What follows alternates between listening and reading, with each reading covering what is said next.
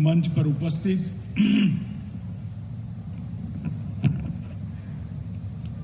उपस्थित गुजरात उच्च न्यायालय के मुख्य न्यायाधीश न्यायमूर्ति अरविंद कुमार जी, मेरे साथ आज के इस महत्वपूर्ण कार्यक्रम में उपस्थित गुजरात सरकार के विधि और कानून मंत्री श्री राजेंद्र त्रिवेदी जी, शिक्षा मंत्री श्रीमान जीतूभाई वाघाणी जी, गृह राज्य मंत्री श्री हर्ष संघवी जी, श्रीमान अजय कुमार भल्ला जी, और आज जिनके निमंत्रण पर मैं यहाँ आया हूँ, पद्मश्री डॉक्टर JM व्यास, कुलपति नेशनल फोरेंसिक साइंस। मित्रों, आप सबके जीवन में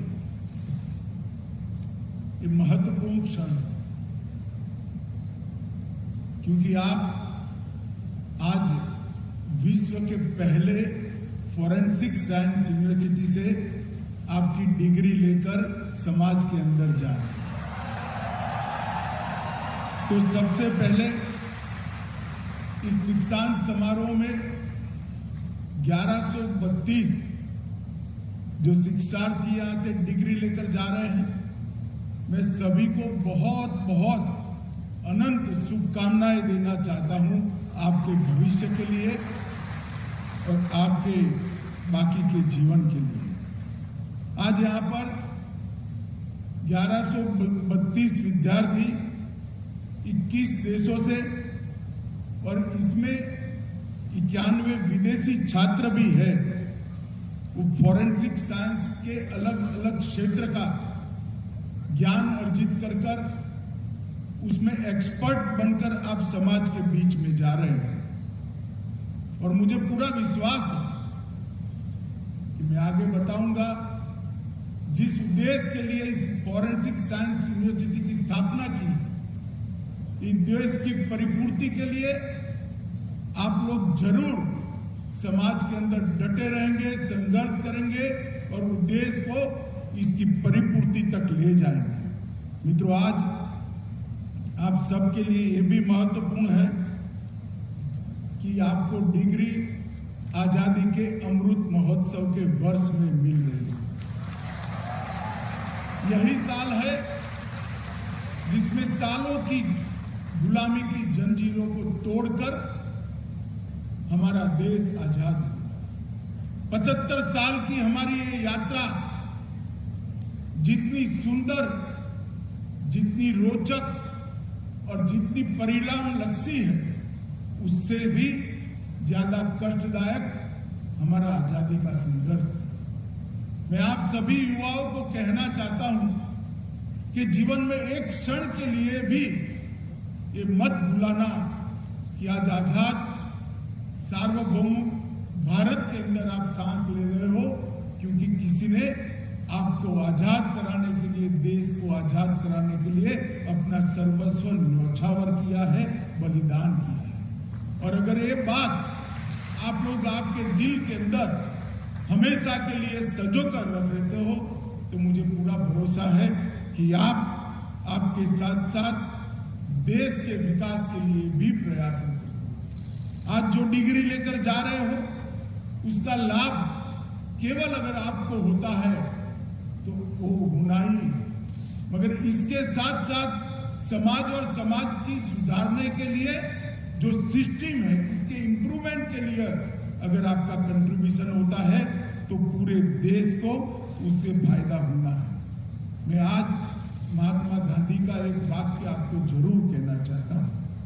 यदि आपकी शिक्षा महत्व रखती है तो तभी उसका महत्व है जब उसकी सुगंध चारों ओर फैलती है और समाज पूरे को सुगंधित करती है। ये वाक्य अपने आप में शिक्षा के उद्देश्यों को व्याख्यायित करने में अपने आप में परिपूर्ण वाक्य है। मित्रों, आज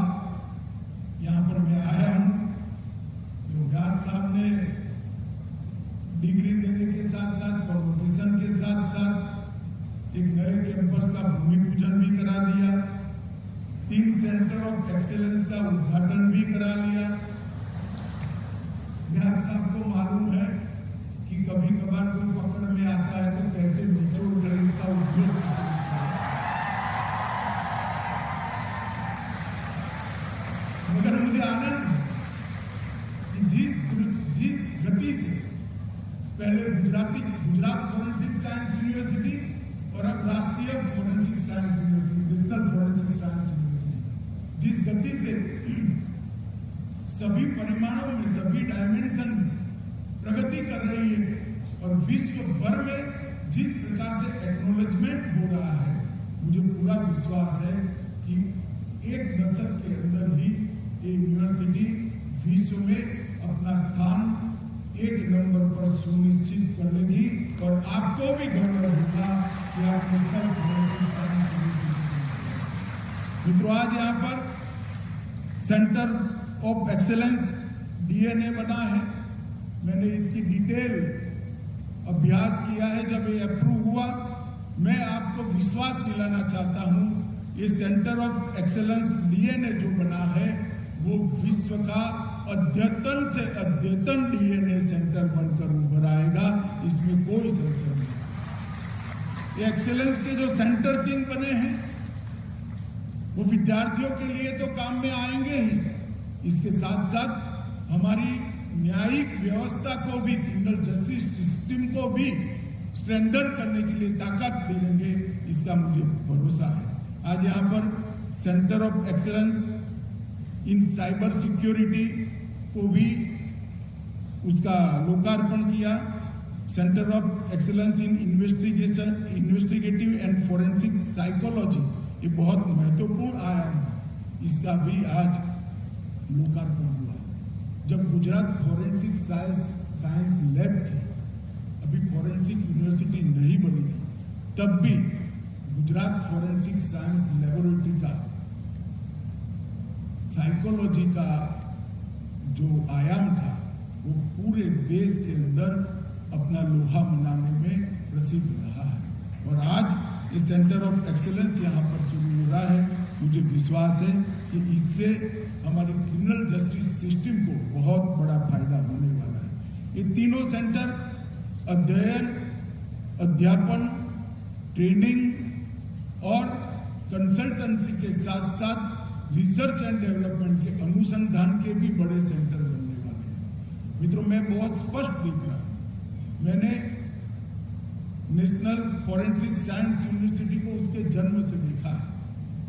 एक फॉरेंसिक साइंस की लेबोरेटरी से लेकर नेशनल फॉरेंसिक साइंस यूनिवर्सिटी की जो यात्रा है, ईश्वर की कृपा से मैं कंटिन्यूअसली इसके साथ जुड़ा है और जिस प्रकार से इसकी यात्रा तेज गति के साथ हुई है, मैं आपको विश्वास दिलाता हूं मित्रों, अनुसंधान के क्षेत्र में आज जो नई शुरुआत करने जा रहे हैं रिसर्च एंड डेवलपमेंट के फील्ड के अंदर, ये तीनों सेंटर के माध्यम से अनुसंधान के क्षेत्र में भारत फॉरेंसिक साइंस के क्षेत्र में अनुसंधान में दुनिया का हब बनेगा, इसका मुझे पूरा विश्वास है और इस दिशा में हम दुनिया में सबसे आगे रहेंगे।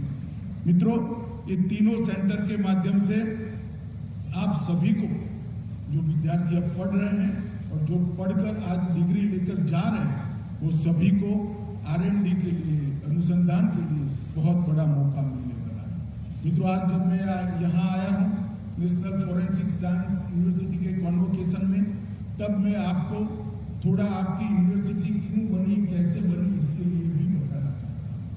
एक जमाने में 2002-3 में आज के देश के यशस्वी प्रधानमंत्री, उस वक्त गुजरात के मुख्यमंत्री और देश के प्रधानमंत्री नरेंद्र मोदी जी का विजन था कि देश के अंदर दोष सिद्धि का प्रमाण, सजा दिलाने का प्रमाण बढ़ना चाहिए, वो बहुत कम है।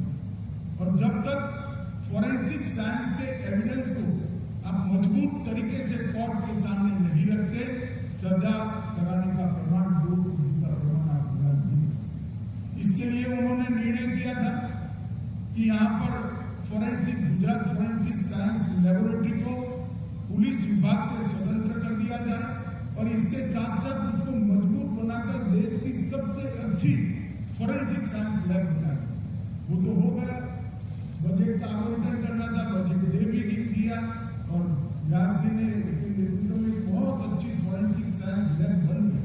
मगर जब इसको डेवलप करने के लिए आगे बढ़े तब ध्यान में आया कि ट्रेन मैन पावर नहीं, इसकी कमी दिखाई दी और जब इसकी विशद चर्चा मोदी जी ने गृह विभाग के समीक्षा के वक्त हुई तब ये निर्णय लिया गया कि गुजरात फॉरेंसिक साइंस यूनिवर्सिटी की स्थापना की और यहीं से नेशनल फॉरेंसिक साइंस यूनिवर्सिटी की शुरुआत हुई। गुजरात फॉरेंसिक साइंस यूनिवर्सिटी बनी तब भी विश्व में पहली यूनिवर्सिटी और जब नरेंद्र भाई देश के प्रधानमंत्री बने तब एक योगानुयोगी है, उस वक्त यहाँ के वो मुख्यमंत्री थे, मैं यहाँ का गृह मंत्री था, आज वो देश के प्रधानमंत्री है, मैं देश का गृह मंत्री। जी से एक बार उन्होंने कहा कि देश भर की क्रिमिनल जस्टिस सिस्टम को ताकत मिलनी चाहिए और वो ताकत तभी मिल सकती है जब फॉरेंसिक साइंस के क्षेत्र के अंदर हमारे पास जरूरी मात्रा में एक्सपर्ट्स उपलब्ध हैं। तो इसके लिए नेशनल फॉरेंसिक साइंस यूनिवर्सिटी का विचार आया और आज आप उसकी पहली बैच से ग्रेजुएट होकर जा रहे हो। मैं आपको बहुत बहुत बधाई। मीडिया के मित्र जरा बैठ जाए, सेट कर प्लीज बैठ जाइए। बैठ जाओ यार, मैं जिंदी आदमी हूं। मित्रों, भारत सरकार मोदी जी के नेतृत्व में आईपीसी, सीआरपीसी और एविडेंस एक्ट तीनों में आमूलचूल परिवर्तन करने जा रहे हैं, क्योंकि ये कानूनों को आजादी के बाद किसी ने भारतीय नजरिए से नहीं देखा। ये कानूनों को एक स्वतंत्र भारत की दृष्टि से फिर से बनाने की जरूरत है। इसलिए हम बहुत लोगों के साथ चर्चा कर 2-2.5 साल से काम चल रहा है। आईपीसी, सीआरपीसी और एविडेंस एक्ट तीनों का हम परिवर्तन करने जा रहे हैं और तीनों का परिवर्तन कर रहे हैं। उसमें मैं आपके काम का एक चीज बताना चाहता हूं, एडवांस में ही बता देना चाहता हूं। इसके अंदर हम कानूनी प्रावधान करने वाले हैं कि 6 साल से ज्यादा सजा जिस गुना में है सभी में फॉरेंसिक विजिट को, फॉरेंसिक एविडेंस को कंपलसरी और कानूनी कर दिया जाए।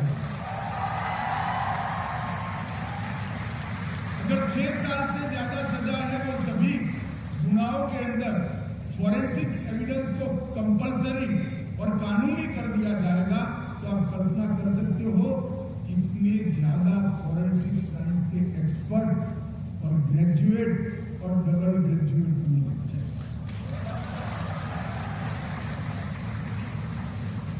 इसलिए मैं आपको कहता हूं, प्लेसमेंट के अलावा कोई रहने वाला नहीं है। ये बेचने और 10 बैच सभी को प्लेसमेंट मिलने वाला है।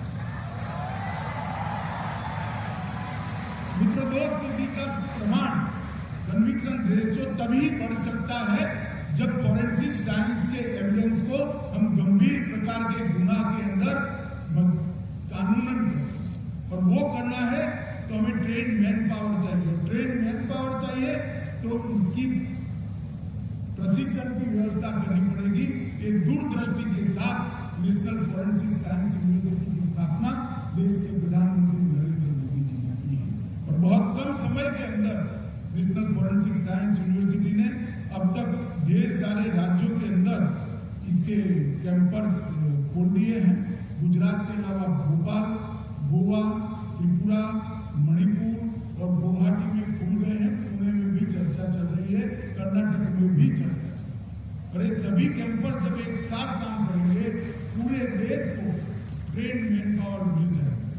फॉरेंसिक साइंस के क्षेत्र में हमने फॉरेंसिक इंफ्रास्ट्रक्चर को मजबूत करना, फॉरेंसिक विशेषज्ञों की मैन पावर का निर्माण करना, फॉरेंसिक टेक्नोलॉजी को उपलब्ध कराना और फॉरेंसिक साइंस में अनुसंधान को आगे बढ़ाकर विश्व में 1 नंबर स्तंभ पर समग्र देश के फोरेंसिक साइंस के क्षेत्र को हम मजबूती देना चाहते हैं। और चारों क्षेत्र के अंदर ये 3 साल के अंदर ढेर सारा काम किया है। फोरेंसिक साइंस के इंफ्रास्ट्रक्चर को मजबूत करने के लिए मोदी जी के नेतृत्व में भारत सरकार ने ढेर सारा राज्यों को सहयोग देते हुए कई राज्यों में फोरेंसिक साइंस लैब को मजबूत करने का काम किया है। साथ में केंद्र की जो फोरेंसिक साइंस लैब है उसको भी हमने मजबूत किया।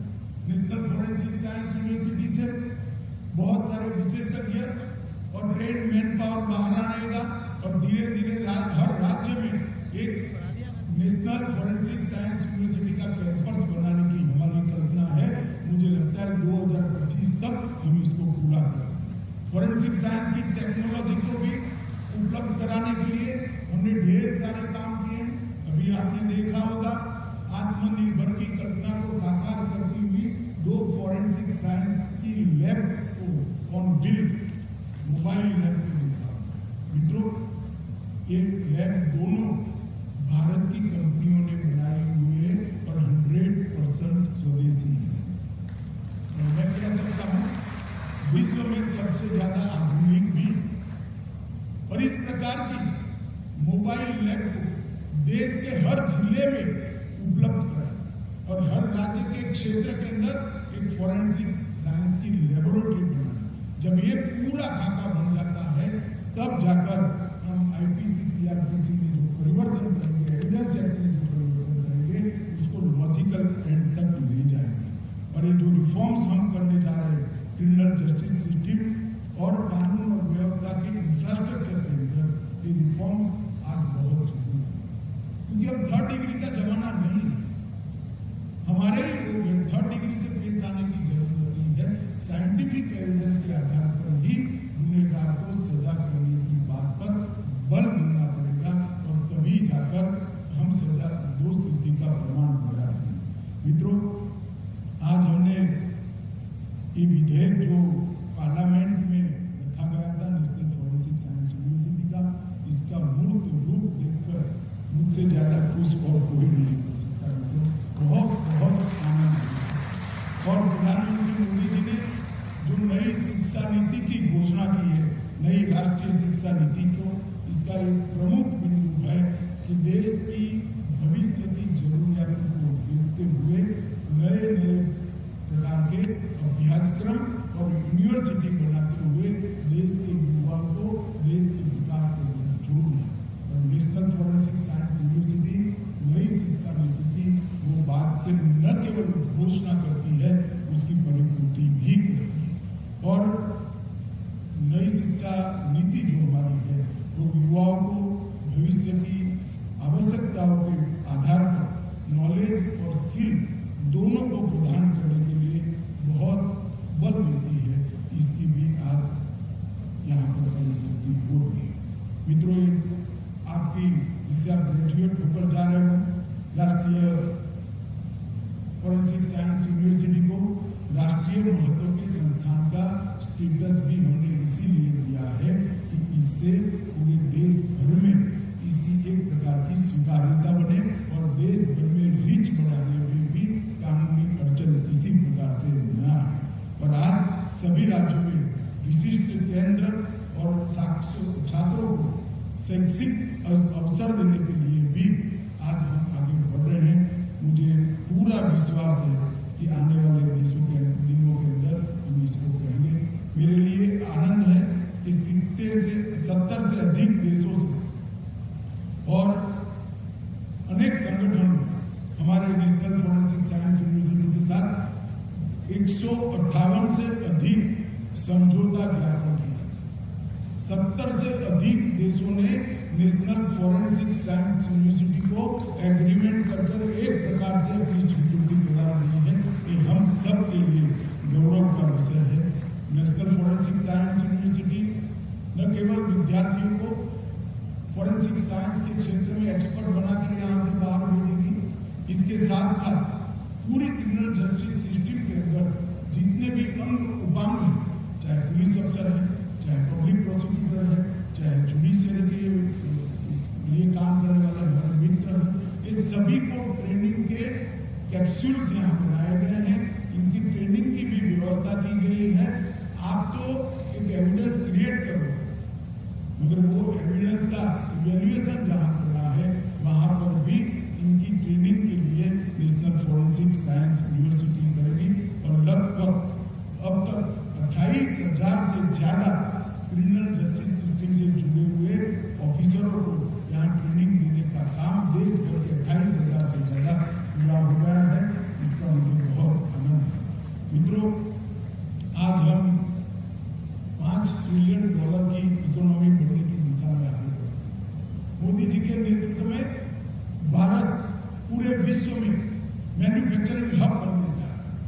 वक्त अनेक प्रकार की अड़चने हमारे सामने हैं। कहीं नार्कोटिक्स का सामना हमें करना पड़ रहा है, कभी जाली नोटों का करना पड़ रहा है, कभी साइबर अटैक्स का करना पड़ रहा है। अनेक प्रकार की ऐसी अलग अलग प्रकार की दिक्कतें हमारे सामने खड़ी है, जिससे अगर निपटना है तो फॉरेंसिक साइंस को और मजबूत बनाना पड़ेगा और आप लोगों का इसमें बहुत महत्वपूर्ण रोल होने वाला है। मित्रों, मैं आज इतना ही कहना चाहता हूं कि व्यास साहब को मैं आश्वस्त कर रहा हूं कि 10 साल तक आपकी जितनी क्षमता है फॉरेंसिक साइंस यूनिवर्सिटी की, वो विद्यार्थियों को बाहर भेजे। कोई प्लेसमेंट के अगर अलावे रहने वाला नहीं है, सभी को प्लेसमेंट मिलने वाला है, सभी को सम्मानजनक जॉब भी मिलेगा। इसमें तो बच्चों की तालियां सबसे ज्यादा होनी चाहिए। मित्रों, हमारा लक्ष्य है, हमने एक लक्ष्य तय किया कि क्रिमिनल जस्टिस सिस्टम को हम फॉरेंसिक साइंस इन्वेस्टिगेशन के साथ इंटीग्रेट करेंगे। हमारा दोष सिद्धि के दर को विकसित देशों से भी ऊपर ले जाएंगे। 6 साल से ज्यादा सजा जिस गुनाहों में, उसमें फॉरेंसिक जांच को कानूनन हम अनिवार्य करेंगे। प्रत्येक जिले में फॉरेंसिक मोबाइल जांच की फैसिलिटी को हम उपलब्ध कराएंगे और इन्वेस्टिगेशन की स्वतंत्रता और निष्पक्षता दोनों बनाए रखे जाए, इस प्रकार का कानूनी ढांचा भी हम खड़ा करेंगे। और ये सब जब हो जाएगा तब सभी उद्देश्य हमारे बनाएंगे। गृह मंत्रालय ने फॉरेंसिक साइंस के क्षेत्र में अनेक प्रकार के इनिशिएटिव लिए हैं।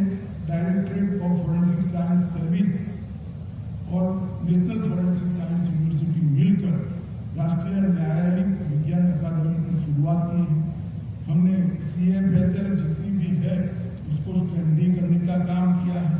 DNA टेस्ट के लिए देश भर में व्यवस्था का एक जाला बना रहे हैं। भारतीय साइबर अपराध समन्वय केंद्र I4C की हमने स्थापना की है। नफीस देश भर का गुनेगारों के फिंगरप्रिंट का डेटा बैंक जो 2 करोड़ के आसपास फिंगरप्रिंट को रखता है, उसको भी हमने ऑनलाइन किया है।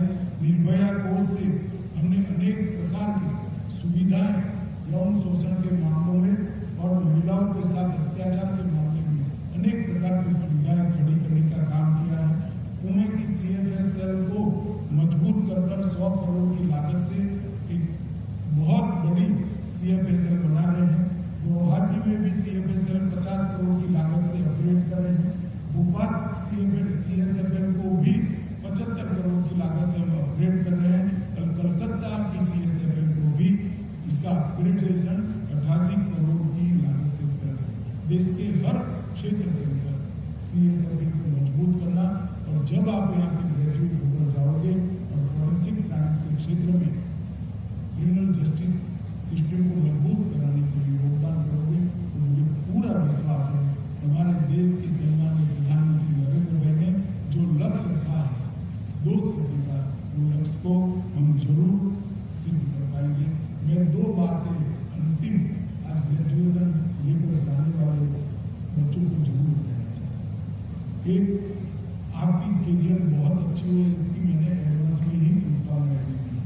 आप बहुत खुश होकर रहे, आपका भविष्य है, इसमें किसी को कोई आता नहीं, मगर इसके साथ साथ समाज का और सिस्टम के अपग्रेडेशन के लिए भी आप जरूर काम करते रहिएगा, ऐसा मुझे आपको कहने का अधिकार भी है।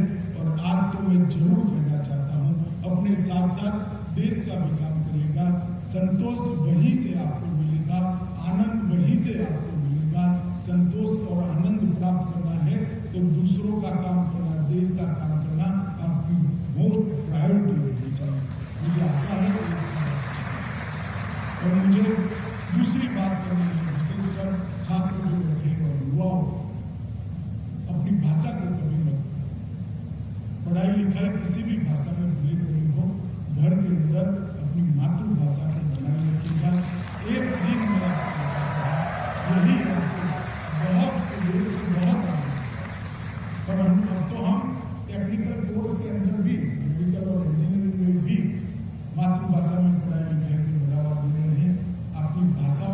बचाकर रखिएगा, घर में अपनी भाषा में ही बोलिएगा।